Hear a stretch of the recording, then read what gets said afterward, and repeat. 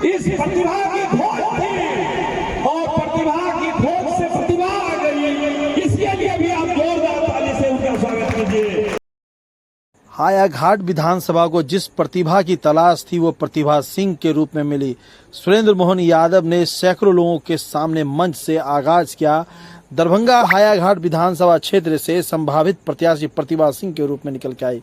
बताते चले सभी ने आज मंच पर से बिहार में जिस तरीके से बदलाव की हवा चल रही है, जब प्रशांत किशोर के आने से और जन स्वराजियों के सहयोग से 2025 में सरकार प्रशांत किशोर बनाएंगे और बिहार में जो सत्ता परिवर्तन होगी, जो लोगों का भरोसा है प्रशांत किशोर की पार्टी पे, रोजगार, पलायन, शिक्षा, अच्छी स्वास्थ्य, इन तमाम चीज़ों को लेकर के सबसे बड़ा जो स्लोगन चलता है कि अपने बच्चों का मुंह देख करके इस बार वोट देना है जन स्वराज को। सुनिए क्या कुछ कहना था प्रतिभा सिंह ने। बहुत कम समय पहले पार्टी का ज्वाइन कर एक बड़ी जनसभा का आयोजन किया। कहीं ना कहीं वहां के वर्तमान विधायक सत्ता दल को जरूर एक बहुत बड़ा चुनौती मिल सकता है, क्योंकि प्रतिभा सिंह की जो छवि है पूरी दरभंगा जिला में और हायाघाट विधानसभा में वो एक तरफ से साफ सुथरी है। तो हमारा सपना था, जो जवाहरलाल नेहरू जी ने सपना देखा था, वो सपना आज प्रशांत किशोर जी ने गांधी बनकर उस सपने को सच करने के लिए एक पदयात्रा किया है। जगह जगह गए, कीचड़ में गए, लोगों को बताया, ये नहीं बताया कि उनको वोट चाहिए, उनको ये बताया गया, सब जानकारी ये दी गई है कि आपको अपने ही समस्या से कैसे निकलना है। तो आपको अपनी समस्या से निकलने के लिए उन सबका साथ छोड़ना होगा और जन स्वराज के साथ आएंगे। जो उनकी पार्टी है, जनता की पार्टी है, वो किसी एक की पार्टी नहीं है। अगर हायाघाट विधानसभा में आपको जन स्वराज से मौका मिलता है तो सबसे प्राथमिकता पहले क्या रहेगी? यहाँ का जो मूलभूत समस्या होगी तो वो सबसे पहले देखा जाएगा। और रही बात शिक्षा क्षेत्र में, तो हम खुद 10 साल से जुड़े हुए हैं। शिक्षा को सबसे पहले देखते हुए बच्चों को सुधारने का काम करेंगे, शिक्षा की ओर घुमाने का काम करेंगे कि ताकि वो शिक्षित होकर अपना रोजगार स्वयं अपना अर्जित कर सके, किसी के ऊपर आश्रित नहीं रहें। मंच से आपने ये भी कहा जो दारू अगर मेरी सरकार बनती है तो दारू 1 घंटे में चालू कर देंगे, तो क्या दारू बंद रहना चाहिए? क्योंकि दारू बंद से कहीं ना कहीं नशे का जो शिकार हो रहा था वो सब आदि बंद, तो उस पर आपकी क्या प्रतिक्रिया है? आपको अगर आपने देखा होगा कि दारू जहाँ से आ रही है, क्या वो बंद हुआ वो जगह?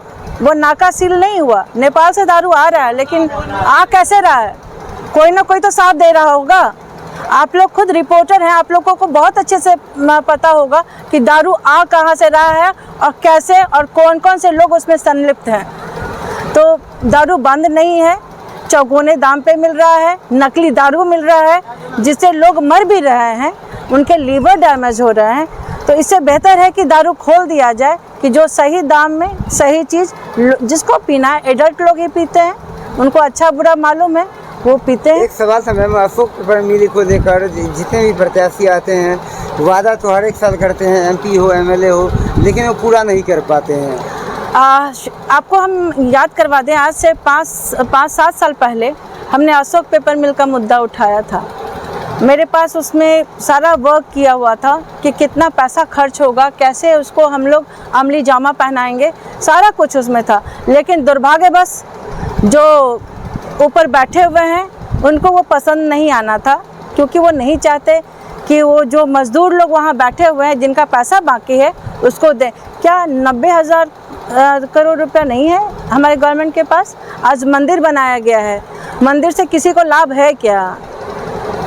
मैं आप लोगों से पूछ रही हूँ तो पूरे देश में लोग आस्था, इसलिए वहाँ आस्था, स्कूल भी तो सरस्वती का मंदिर है, उसमें आस्था नहीं होनी चाहिए? स्कूल भी, कॉलेज भी सब खुल रहा है। किधर खुल रहा है? आप हमको दिखा दें, अगर कहीं पे आसपास में कहीं 2-4 नाम बता दीजिए कि यहाँ स्कूल गवर्नमेंट ने खोली है। बगल में तो प्राइवेट, मेरा तो प्राइवेट स्कूल है, बगल में सरकारी स्कूल है, मिडिल स्कूल। जाइए, जाके स्थिति देखिए। एक मुद्दा मैंने और उठाया था, जॉर्जिया में जो मिडिल स्कूल है जिसका छत छेद हो चुका है, कभी भी गिरेगा, उसको ठीक नहीं करवा सकते हैं। घोटाला लेके तो बैठे हुए हैं, 12,663 करोड़ या 24 करोड़ का घोटाला। शिक्षा विभाग का। अच्छा मैडम, ये प्रशांत जी, सरकारी स्कूल का हाल तो आप देखिए जानती ही हैं, आप भी प्राइवेट स्कूल की संचालिका हैं, तो कहने का मतलब वो उनका कहना है कि अगर हम जीतते हैं, सरकार बनती है, तो सभी बच्चे को जो प्राइवेट स्कूल में अगर पढ़ाया जाता है तो फीस प्रशांत जी के सरकार द्वारा बढ़ी जाएगी। तो इस पर क्या कहना चाहेंगे कि अगर प्राइवेट स्कूल वालों का तो चांदी हो जाएगा? कैसे चांदी होगा? आज भी अगर सरकारी स्कूल के टीचर को हम लोग, हमारे एक भाई ने बताया था, 60,000 70,000 रुपया दिया जाता है। आप सब वाकिफ़ हैं।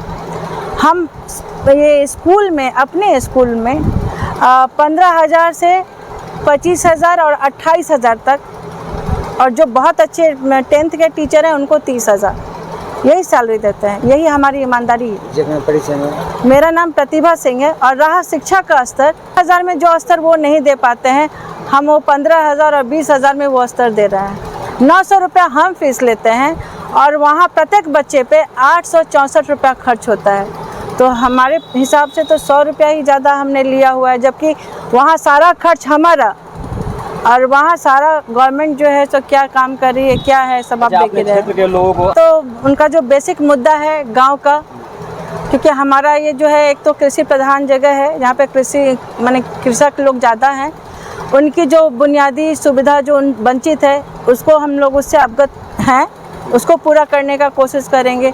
बच्चों की शिक्षा, रहन सहन, जिस तरह से उन लोगों को अभी भी कहते हैं, नल जल योजना की भी हालत आपने देखी हुई है, सही तरह से पानी पीने को नहीं मिलता है, उनको घर सही तरह से घर नहीं मिला है। ये सब आप लोग से बेहतर कोई नहीं जानता है। ये क्वेश्चन हमको आपसे, आप लोगों से पूछना चाहिए, आप हमसे पूछ रहे हैं वो चीज़। मैडम, आज जो सभा किए हैं, कितने सभा किए हैं अभी तक हायाघाट विधानसभा में? देखिए, हायाघाट विधानसभा में ये इस तरह की सभा मेरा पहला सभा है जो हमने आज रखा है, जिसमें हमारा मुझे लगता है कि 1000 लोग तो थे, और मैंने टारगेट रखा हुआ था कि 1,500 से 2,000 लोगों का, लेकिन बारिश हो गई कल बहुत ज़्यादा। तो जो खेत पे काम करने वाले हैं, तो बुआई का भी समय है, तो प्राथमिकता तो उनको देनी ही होगी। अगर वही शाम में रहता तो पूरा हो जाता। जगह पे सभा किए थे? ये हायाघाट विधानसभा में बहरी ब्लॉक में ये स्कूल है, प्रतिभा विहार।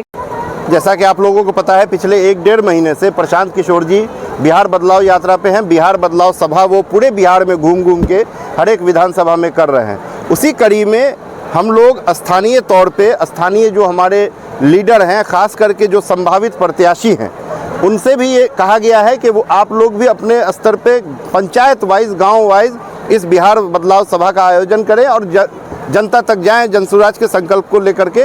तो उसी कड़ी में आज यहाँ हायाघाट में पहली बार इस बिहार बदलाव सभा का आयोजन प्रतिभा सिंह जी ने किया, जो कि यहाँ की संभावित प्रत्याशी भी हैं। और आपने देखा, लोग सुने, लोग उत्साहित हैं, जनसुराज से बदलाव चाहते हैं। इसी को हम लोगों को थोड़ा समेटना है, अपने लोकल लीडर्स के साथ मिलकर के। सारी जनता को अगर समेटेंगे तो इस बार कोई नहीं टिकने वाला है। हायाघाट में पहली बार आए हैं और हायाघाट विधानसभा के प्रत्याशी भी है, तो उनके लिए आपका क्या रूपरेखा रहेगा? नहीं, देखिए, ऐसा है कि हम लोग हायाघाट में पहली बार नहीं आए हैं। गांव स्तर पे छोटे मोटे कार्यक्रम, सदस्यता अभियान तो बहुत चलाया है हमारा।